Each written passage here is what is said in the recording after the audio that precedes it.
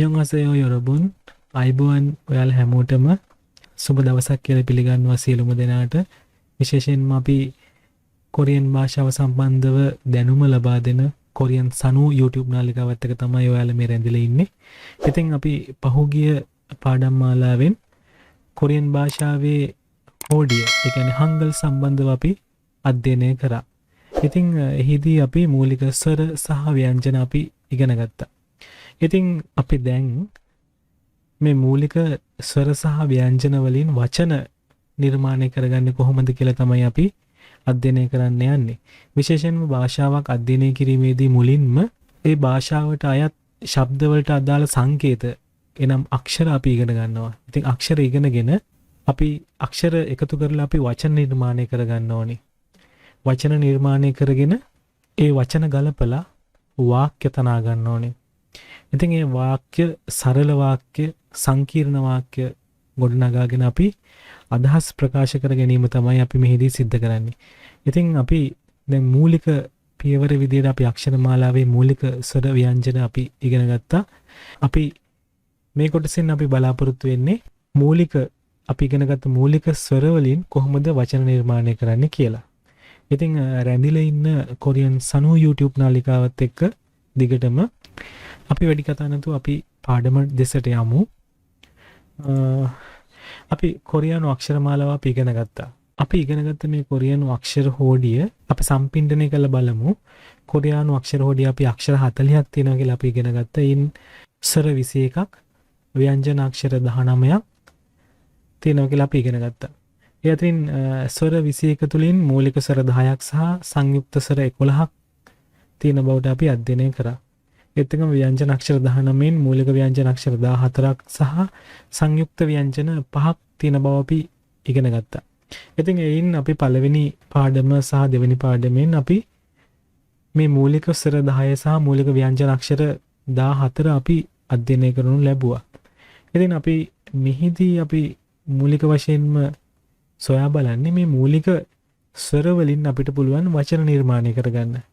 මේ මූලික ස්වර වලින් අපි නිර්මාණය කරගන්න පුළුවන් වචන සම්බන්ධව තමයි මෙහිදී වඩාත්ම අවධානය යොමු කරන්නේ. අපි යමු ඉදිරියට. අපි මූලික ස්වර විදියට මූලික ස්වර 10ක් අපි ඉගෙන ගත්තා. බලන්න පළවෙනි එක ආ,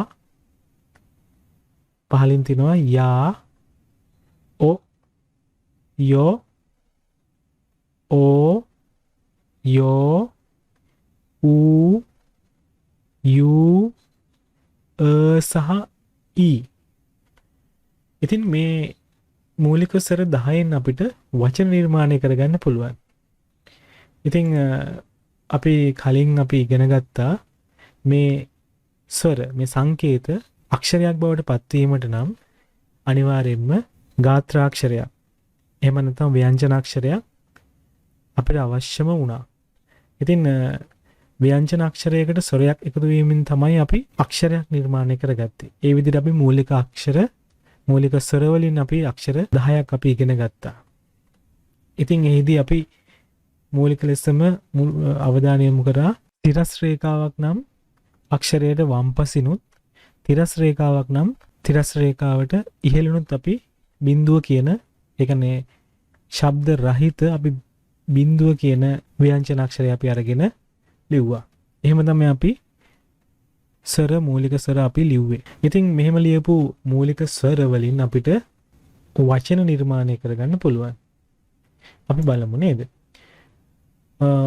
ඊ අපි ඉගෙන ගත්ත මූලික ස්වරයක්.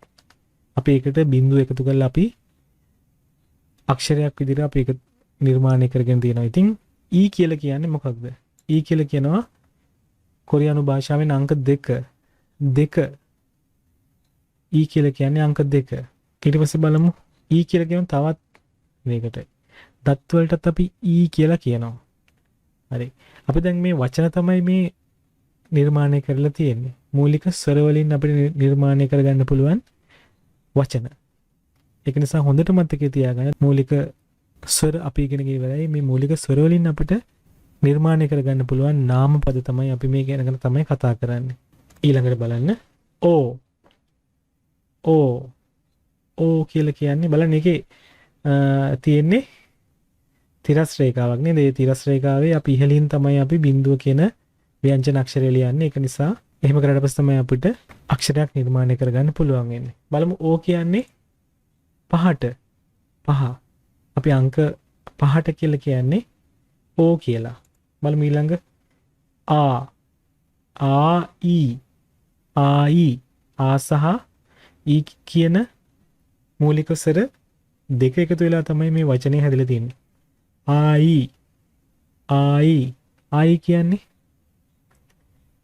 ආයි කියන්නේ ළමයට. ළමයා. බලන්න.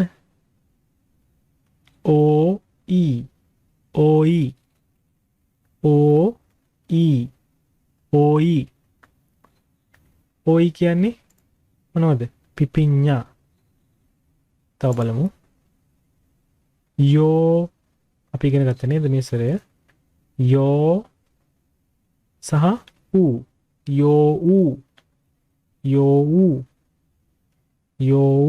යෝ කියන්නේ නරියට. බලන්න ඊට පස්සේ ඊළඟ එක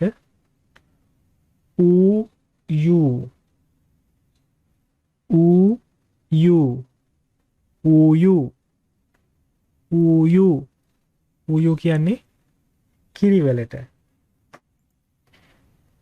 ඊට පස්සේ බලන්න මේක ඊ සහ යු නේද? අපි ඉගෙන ගත්ත මූලික ස්වර වලින් බලන්න EU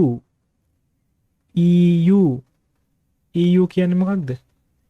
EU කියලා කියන්නේ හේතුවකට. හේතුව තමයි EU කියලා අපි කියන්නේ. හරි. අපි ඒ කතා කරේ මූලිකම ස්වර වලින් අපිට නිර්මාණය කරගන්න පුළුවන් වචන. ඉතින් අපි දැන් මූලික ව්‍යංජන අක්ෂර 14ත් අපි ඉගෙනගෙන තියෙනවා.